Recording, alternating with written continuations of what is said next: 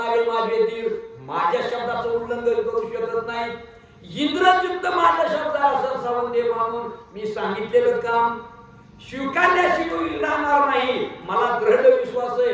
फक्त तुम्ही म्हणा हे काम तू कर, मी ते काम करू शकते, कारण त्याच्यामध्ये तुमच्या कुळाचं हित आहे. बोला पुढं. रावण सांगे मंदोदरीशी निवारावया स्वप्न विघ्नाशी आदि पूजू सदाशिवाशी उपचाराशी तुवानी. मंदोदरी, तुला जी एवढी भीती वाटू लागली आणि तुझी तुझ्या मनामध्ये एवढी चिंताग्रस्त झालेलीस तू, एवढी भीती निर्माण आहे, ही जर भीती तुला संपवायची असेल तर माझ्या सुद्धा लक्षात एक गोष्ट आली. राजा रावण मंदोदरीला बोलू लागलेला आहे. आज म्हणजे आपण बी देवाचे भक्तच आहेत ना. आपला देव कोण आहे? असणारी महादेवाची आराधना करू आणि या संकटातून मुक्त होण्याचा मार्ग ते आपल्याला सांगतील. राजा रावण मंदोदरीला बोलू लागलेला आहे.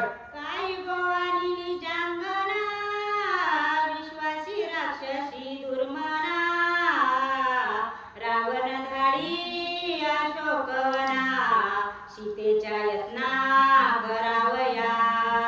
आणि मग तरी बी राजा रावणाला वाटलं हिने तर मला ही भूत सांगाय घातले, हिच्या मनात पक्क घर झालेले म्हणजे, आणि माझ्या मुकाट्यात माझ्या परस्पर हिने हे काम हाकलंच तर मग आपण जे नेम केलेला होता हे वेद सगळा फेल जाईल. म्हणून काही असणारे दृढ विश्वासाने राक्षस बोलवले आणि त्या अशोकवनाच्या ठिकाणी तटस्थ पहारा करण्यासाठी पाठविलेले. कशामुळं? घरचा मेहनत लंका धन असं झालेलं सगळं. आपली मंदोदरी जर हिच्या मनात आलं हिने जर ती गोष्ट खरी केली तर मग आपली शिकार संपली असं त्या राजा रावणाला वाटलं. काय झालं पुढं? इंद्रजित अथवा कुंभकर्ण मंदोदरी का विभीषण यांचे निगोले सीता आपण सर्वथा जाण सोडावी. मग ज्या वेळेस हे आता वाचन केलेले विभीषण असतील, कुंभकर्ण असतील, इंद्रजित असल, मंदोदरी असल, हे येऊन काही बी तुम्हाला गप्पा हाणतील. त्यांच्या गप्पाला तुम्ही बळबळू नका आणि सीता मात्र तुमच्या ताब्यातून सोडू नका. त्या जिथं तुमची अक्कल चालणार नाही तिथं मला हाक मारा असा राजा रावण त्या असणाऱ्या रक्षकांना सांगू लागलेला. जरा अशोकवनाने गे राक्षसी हनुमान लागला तिचे मागेशी श्रीरामे कृपा केली कैसी सीता अनन्यासी भेटेल.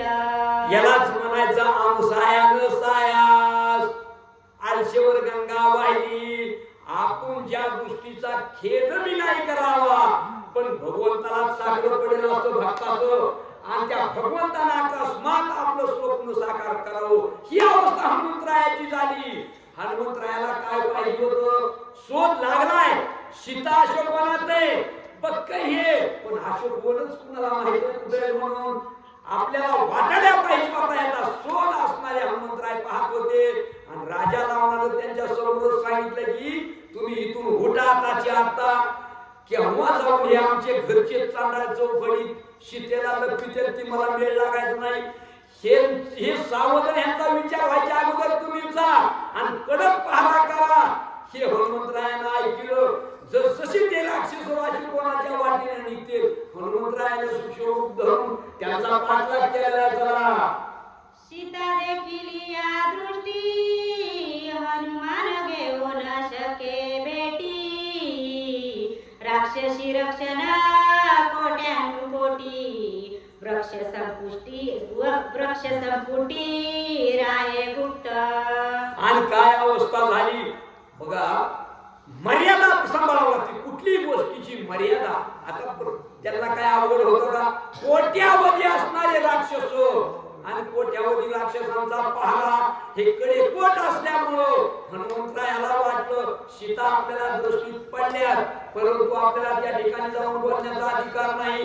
सूक्ष्म रूप धरलं आणि ज्या झाडाच्या जवळ सीतामाई बसल्या होत्या त्याच